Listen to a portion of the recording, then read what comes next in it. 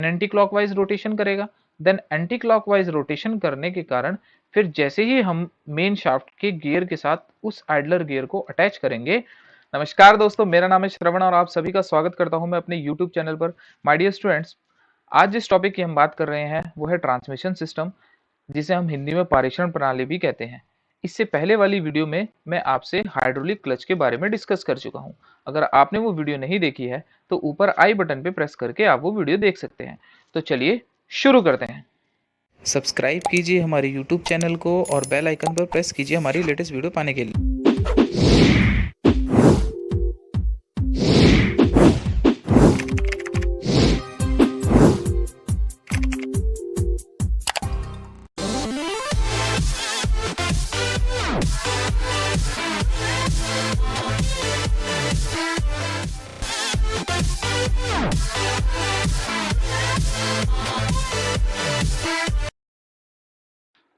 तो चलिए सबसे पहले हम जानकारी लेते हैं कि पारेषण प्रणाली, जिसे हम ट्रांसमिशन सिस्टम भी कहते हैं, इसका अर्थ क्या होता है, अर्थात ट्रांसमिशन सिस्टम का ऑटोमोबाइल में कार्य क्या होता है। किसी भी ऑटोमोबाइल में पारेषण प्रणाली उसका मुख्य भाग होता है, जिसके द्वारा हम इंजन से जो पावर जनरेट हो रही है उसे हम पिछले पहिए तक पहुंचाते हैं। ऑलराइट, तो इसमें पारेषण प्रणाली में कुछ मुख्य भाग होते हैं जिनके बारे में डिस्कस करते हैं, जैसा gear box, universal joint, torque converter, propeller shaft, differential gear, rear Excel and wheel. Alright, तो इसमें जो सबसे मुख्य भाग होता है वो होता है हमारा गियर बॉक्स, जिसके बारे में हम आज डिस्कस करेंगे।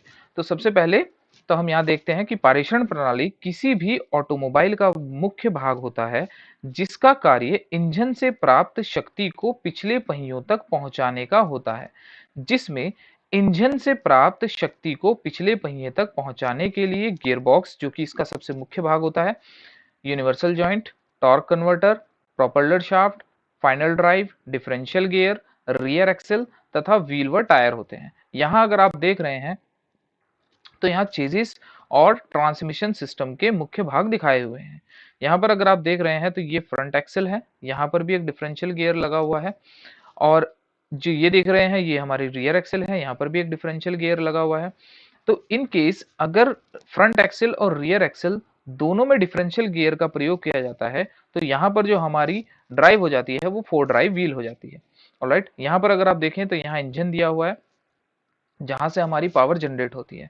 नेक्स्ट, यहाँ पर इंजन के साथ हमारा फ्लाईव्हील लगा होता है जो हमारी फ्लक्चुएशन ऑफ एनर्जी को कम करता है। ऑलराइट, नेक्स्ट इसके बाद अगर आप देखें तो एक क्लच लगा हुआ है। क्लच का काम हमें पता है कि फ्लाईव्हील से इंजन से जो पावर आ रही है वो आगे ट्रांसमिशन सिस्टम तक पावर को ट्रांसमिट करना है। ऑलराइट, मींस ड्राइवर शाफ्ट को ड्रिवन शाफ्ट से एंगेज और डिसएंगेज करने का कार्य क्लच का होता है। इससे पहले वाली वीडियो में मैं आपसे डिस्कस कर चुका हूँ। ऑलराइट, नेक्स्ट आता है हमारा गियर बॉक्स।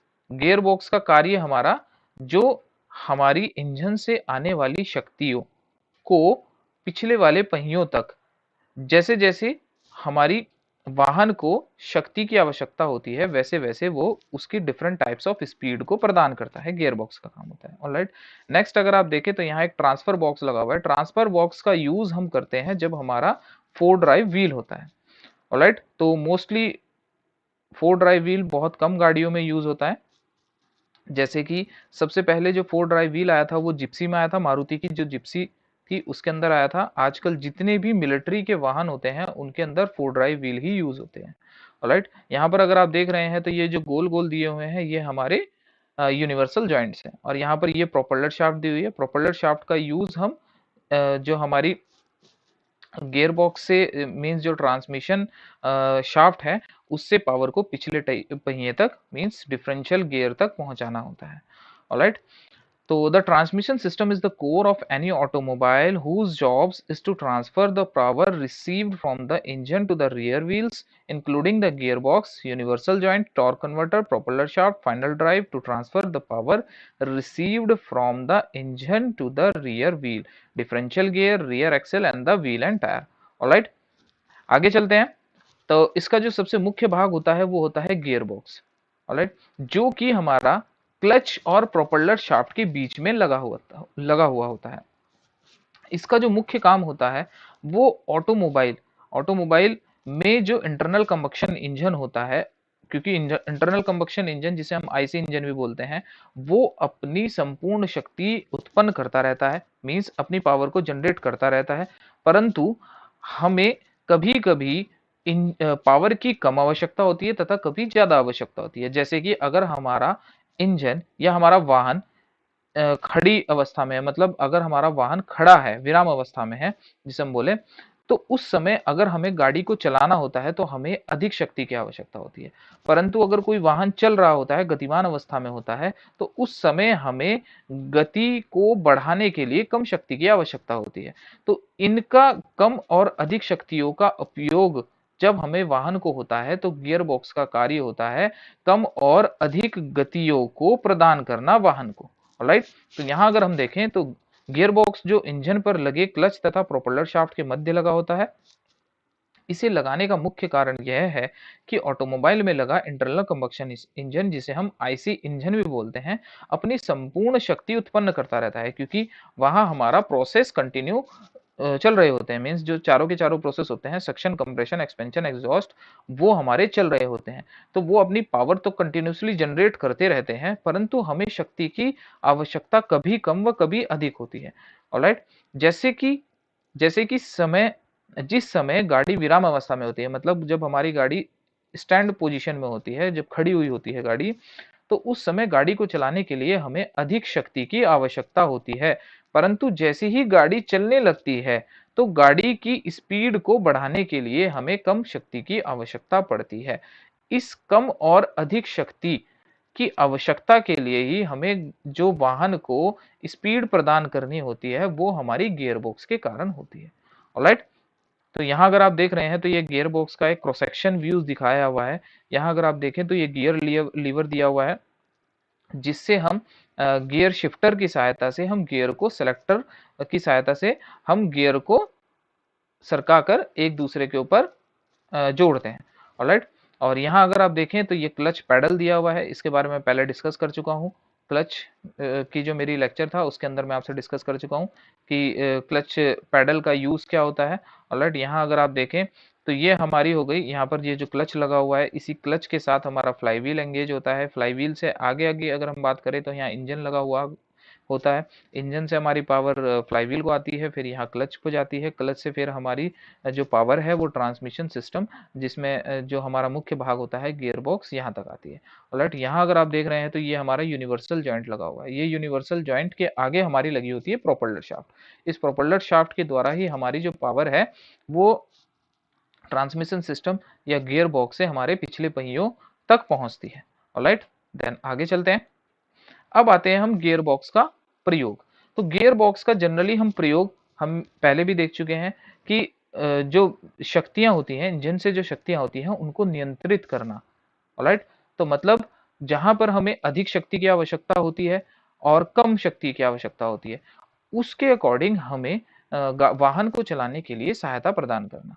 ऑलराइट, और प्रत्येक परिस्थिति का अर्थ होता है कि जैसे ऑटोमोबाइल या वाहन को हम चला रहे हैं, जैसी हमारी परिस्थिति होगी, हमें अगर अधिक शक्ति की आवश्यकता होगी या कम शक्ति की आवश्यकता होगी, उसके अकॉर्डिंग हमारे वाहन को सहायता प्रदान करना वाहन को चलाने के लिए।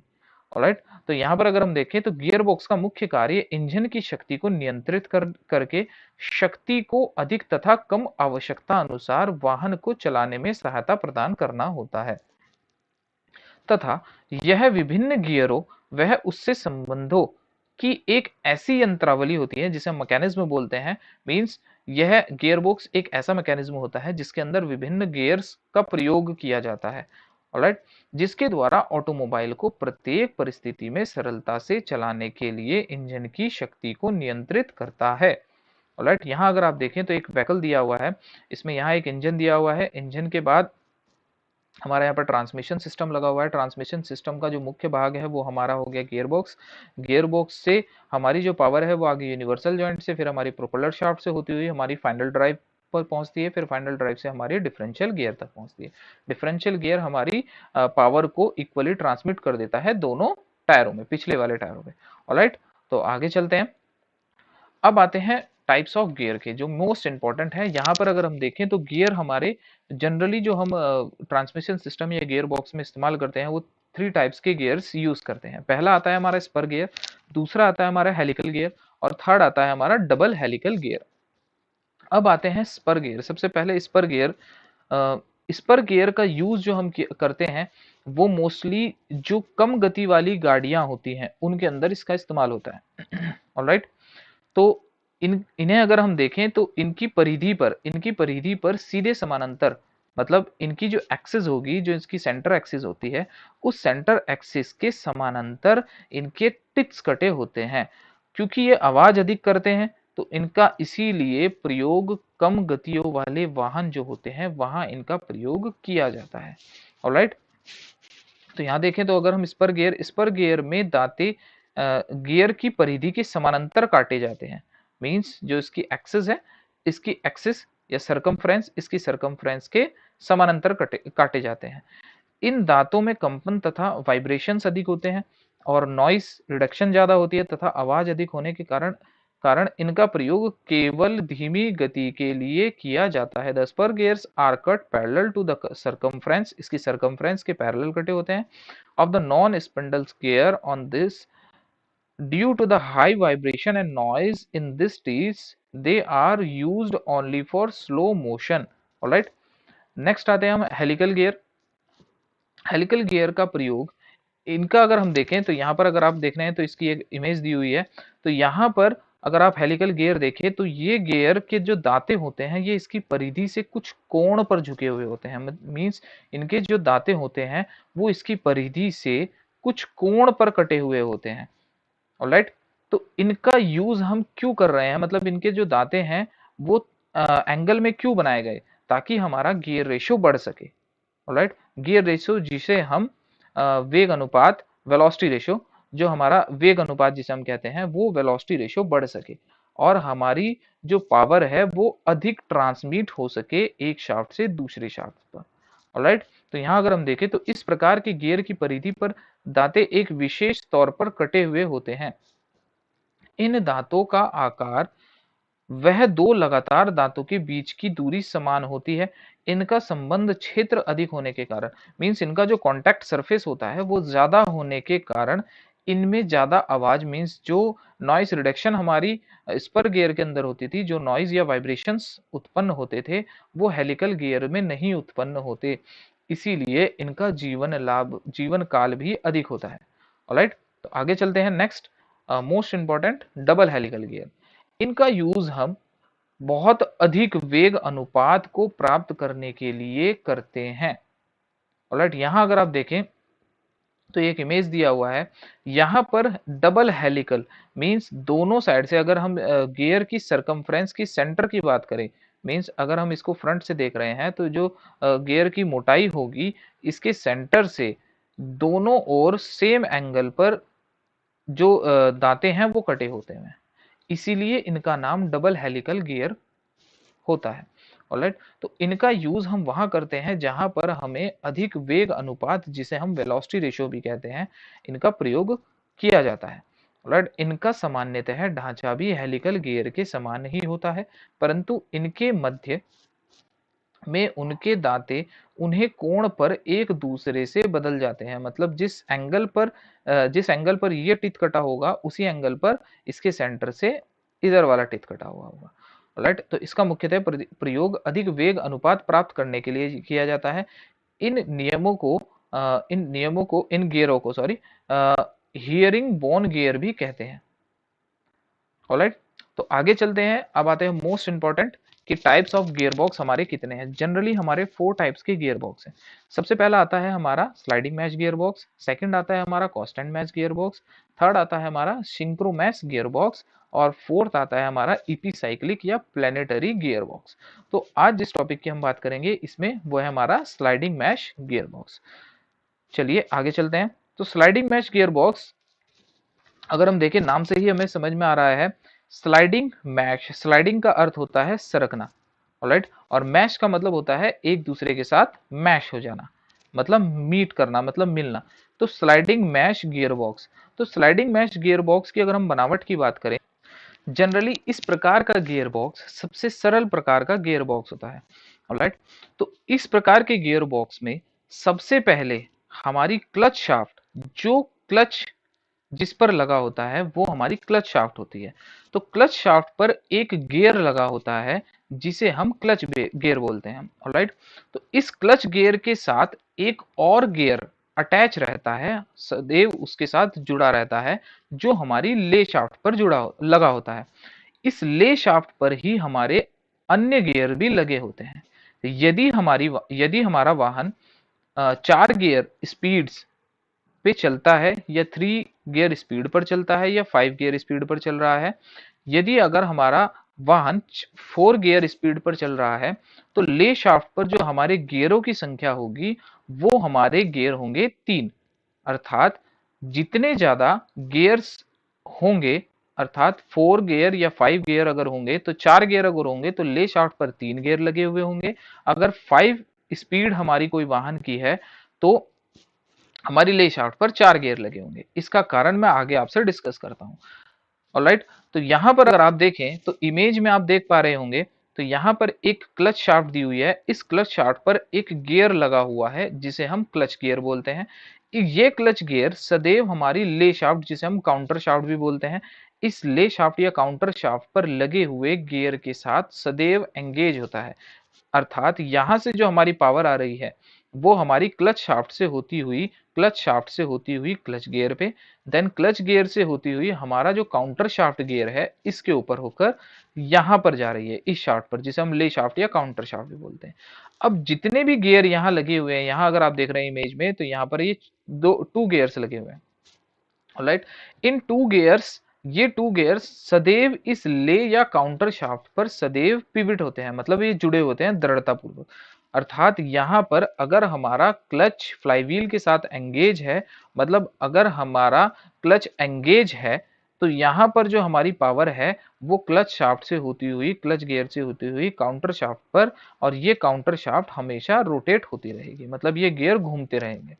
ऑलराइट, जैसे ही क्लच दबाकर और चालक गियर को शिफ्ट करता है, तो ये जो यहां पर अगर आप देख रहे हैं, तो ये शिफ्ट लीवर है जो चालक के कैबिन में लगा होता है, जिससे वो क्लच दबाकर आपका गियर को शिफ्ट करता है। तो यहां से अगर आप देखें तो ये जो शिफ्टर फोर्क है, ये हमारे शिफ्टर फोर्क्स हमारे इन गियर्स को इन गियर से अटैच करते हैं। तभी हमारी जो पावर है वो यहाँ ले शाफ्ट से मेन शाफ्ट पर पहुंचती हुई पिछले टायरों तक पहुंच जाती है। ऑलराइट, अब यहां पर अगर हम देखें तो यह गियर बॉक्स सबसे सरल प्रकार का गियर बॉक्स होता है। इंजन से शक्ति जो है वो क्लच शाफ्ट से होती हुई क्लच गियर को जाती है, क्लच शाफ्ट से होती हुई क्लच गियर को जाती है, जो हमेशा ले शाफ्ट पर लगे एक गियर में फंसा रहता है। मतलब ये जो आप देख रहे हैं, तो ये ले शाफ्ट या फिर काउंटर शाफ्ट पर लगा हुआ गियर जो है वो इसके साथ सदैव अटैच रहता है। ले शाफ्ट पर सारे गियर उससे दृढ़ता पूर्वक जुड़े होते हैं, और इसीलिए जब भी इंजन चल रहा होता है और क्लच लगा हुआ होता है, तो ये हमेशा अपनी अक्ष पर घूमते रहते हैं। ऑलराइट, तथा एक सिलेक्टर मैकेनिज्म, ये जो दिख रहे हैं आपको, ये ऊपर सिलेक्टर मैकेनिज्म है, की सहायता से मेन शाफ्ट के गियर, ये देख रहे हैं आप, ये जो ऊपर वाली शाफ्ट जो हमें देख रही है, ये हमारी मेन शाफ्ट है। इस पर लगे हुए गियर, जो मेन शाफ्ट पर लगे हुए गियर हैं, को उपयुक्त ढंग से सरकाने पर 4 सीधी और 1 उल्टी गति प्राप्त की जा सकती है। अब ये उल्टी गति कैसे प्राप्त होती है, जिसे हम रिवर्स गियर भी बोलते हैं। तो अगर आप देखें तो ले शाफ्ट, जिसे हम काउंटर शाफ्ट भी बोल रहे हैं, यहां पर एक छोटा सा गियर और लगा हुआ है। इस गियर का लगा होने का कारण क्या है कि ये भी इस एक्सिस पे घूम रहा होगा। तो यहां पर अगर आप देखें, जैसे ही हम वाहन को रिवर्स डायरेक्शन में, मींस रिवर्स चलाना होता है, तो यहाँ एक छोटा सा गियर होता है जिसे हम आइडलर गियर भी बोलते हैं। इस अगर आप यहां पर देखें तो जो क्लच शाफ्ट है वो हमारी एंटी क्लॉकवाइज घूम रही है। ऑलराइट, देन जैसे ही एंटी क्लॉकवाइज घूमेगी, तो ये जो क्लच गियर लगा हुआ है ये भी हमारा एंटी क्लॉकवाइज रोटेशन हो रहा है। देन इसके संपर्क में हमारा ये जो काउंटर शाफ्ट पे लगा हुआ गियर है, जिसे हम काउंटर शाफ्ट गियर भी बोल रहे हैं, ये हमारा क्लॉकवाइज रोटेशन होने लगेगा। देन हमारी जो ले शाफ्ट है ये भी हमारी क्लॉकवाइज रोटेट करने लगेगी। अब जैसे ही अगर हम देखें तो ये जो आइडलर गियर है, ये काउंटर शाफ्ट पर लगे हुए सबसे छोटे गियर के साथ संपर्क में है। तो ये हमारा जो आइडलर गियर है ये एंटी क्लॉकवाइज घूमने लगेगा। देन जैसे ही हम रिवर्स डायरेक्शन में वाहन को चलाते हैं तो जो सबसे बड़े वाला गियर है ये हमारा इस आइडलर गियर के साथ संपर्क में आ जाता है। देन हमारा जो आइडलर गियर है ये हमारा एंटी क्लॉकवाइज घूम रहा था, तो जैसे ही ये इसके संपर्क में आ जाएगा तो सबसे बड़े वाला जो गियर है वो हमारा क्लॉकवाइज रोटेट करने लगेगा। ऑलराइट, तो जैसे ही ये क्लॉकवाइज रोटेट करने लगेगा तो हमारी जो वाहन है वो पीछे की ओर चलना प्रारंभ हो जाएगी। ऑलराइट, ये चलते हैं। अब आते हैं इसकी वर्किंग पर। Working of sliding mesh gear box. First gear की अगर हम बात करें, यदि चालक क्लच को दबाकर पहला गियर लगाता है तो हमारी जो हमारा गियर बॉक्स है उसमें क्या स्थिति प्राप्त होती है वो यहाँ आप देख रहे हैं। तो यहाँ अगर आप देखें तो इमेज में यहाँ पर ये जो शाफ्ट है ये हमारी हो गई क्लच शाफ्ट। यहाँ पर ये जो गियर लगा हुआ है ये क्लच गियर है। ये हमेशा ले शाफ्ट पर लगे हुए गियर के साथ मैश रहेगा। तो जैसे ही पहला गियर लगता है तो पहला गियर हमेशा, यहाँ अगर आप देखें तो ये इसके साथ मैश है। तो जो हमारा मेन शाफ्ट का सबसे बड़ा वाला गियर है, मेन शाफ्ट का सबसे बड़ा वाला गियर है, वो ले शाफ्ट के सबसे छोटे वाले गियर के साथ अटैच हो जाएगा। ऑलराइट, तो यहाँ से हमारी पावर अगर आप देख रहे हैं तो पावर हमारी यहाँ से होती हुई और ले शाफ्ट से होती हुई, इस छोटे वाले गियर से होती हुई इस बड़े वाले जो मेन शाफ्ट पर लगे हुआ जो सबसे बड़ा गियर है उससे होती है हमारे पिछले वाले टायरों पर प्रोपेलर शाफ्ट पर जाकर ट्रांसमिट हो जाती है। ऑलराइट, तो यहाँ पर अगर हम देखें तो हमें पावर तो सबसे ज्यादा मिलती है इस फर्स्ट गियर के अंदर, पावर तो सबसे अधिक प्राप्त होती है, लेकिन हमारी चाल चाल जिसे हम स्पीड बोलते हैं वो सबसे कम होती है। पावर सबसे ज्यादा मिल रही है और स्पीड हमें कम मिल रही है। वो उसका कारण ये है क्योंकि मेन शाफ्ट का जो मेन शाफ्ट हमारी है उसका जो सबसे बड़े वाला गियर है वो ले शाफ्ट के सबसे छोटे वाले गियर से अटैच है। इसलिए पावर तो सबसे ज्यादा मिल रही है लेकिन स्पीड हमें सबसे कम मिलती है। तो यहाँ अगर हम देखें तो फर्स्ट गियर में वाहन को प्रथम गियर से गति प्राप्त कराने के लिए ले शाफ्ट के सबसे छोटे गियर, ले शाफ्ट के सबसे छोटे गियर से मेन शाफ्ट के सबसे बड़े गियर को गियर चेंज लीवर से सेलेक्टरों की सहायता से सरकाकर मिलाया जाता है। जो हमने पिछले वाले स्लाइड में आपने देखा था, जो सेलेक्टर लगे हुए थे ऊपर, जो गियर लीवर था, उस गियर लीवर के साथ जो सेलेक्टर लगे हुए थे उसकी सहायता से हम इस बड़े वाले गियर को, जो मेन शाफ्ट पे सबसे बड़ा वाला गियर लगा हुआ है, इस बड़े वाले गियर को हम ले शाफ्ट के सबसे छोटे वाले गियर से मिला देते हैं। ऑलराइट, तो इस गियर में शक्ति सबसे अधिक प्राप्त होती है परंतु चाल सबसे कम प्राप्त होती है क्योंकि ले शाफ्ट का सबसे छोटा गियर मेन शाफ्ट के सबसे बड़े गियर को चलाता है, इसीलिए। ऑलराइट, देन आगे आते हैं नेक्स्ट सेकंड गियर पर। अब आते हैं सेकंड गियर पर। तो सेकंड गियर की अगर हम बात करें तो यहां पर क्या होगा, हमारी पावर जो क्लच शाफ्ट से क्लच गियर पर आ रही थी वो क्लच गियर से हमारी ले शाफ्ट पर लगे हुए गियर पर आ रही थी।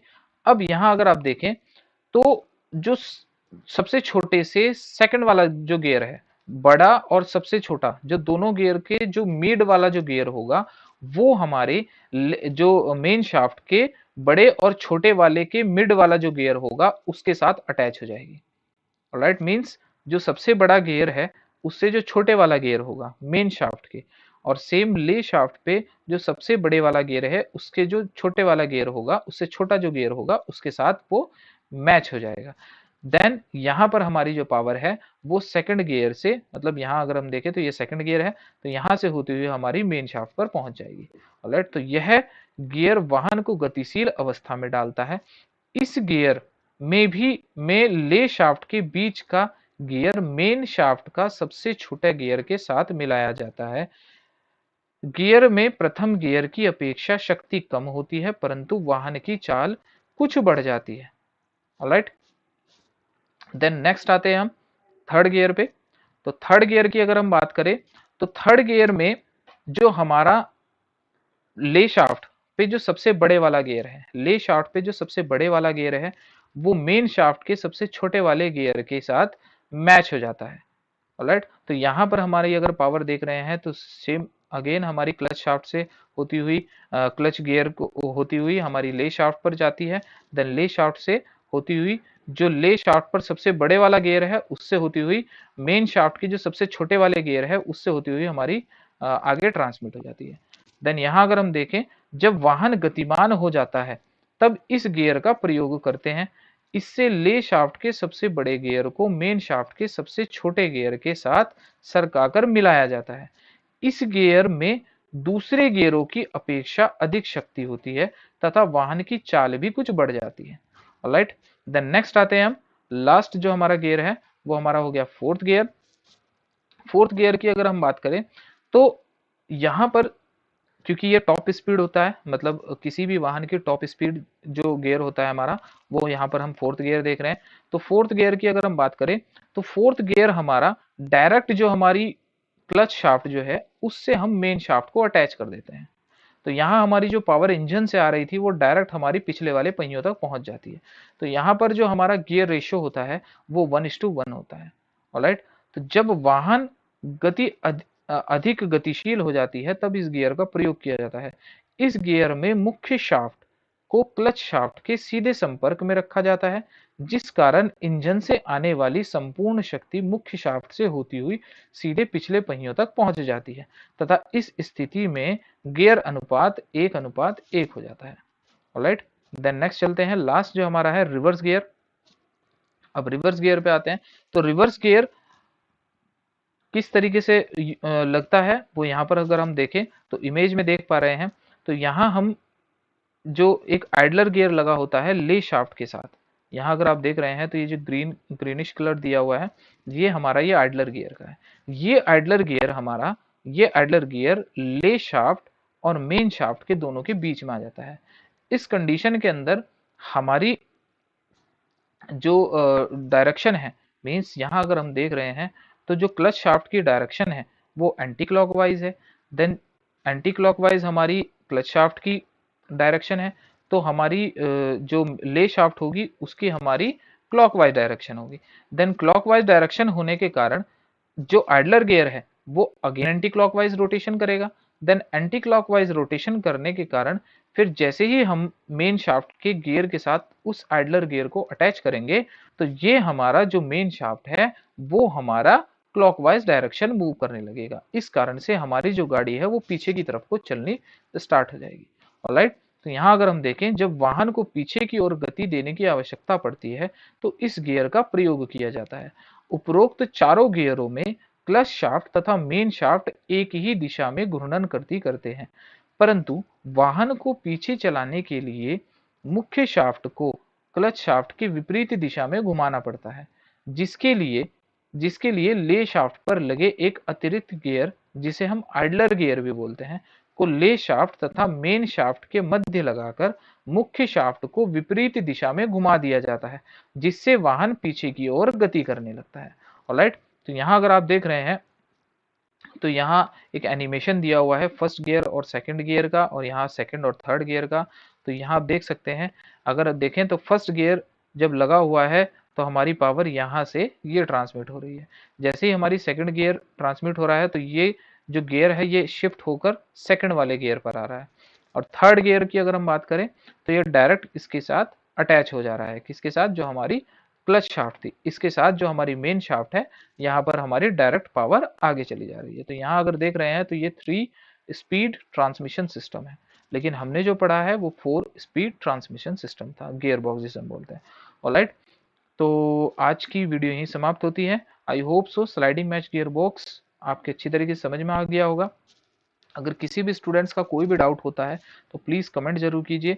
अगर वीडियो अच्छी लगी हो तो लाइक कीजिए और वीडियो को ज़्यादा से ज़्यादा शेयर कीजिए। अगर चैनल सब्सक्राइब नहीं किया है अभी तक तो मेरा चैनल सब्सक्राइब कीजिए।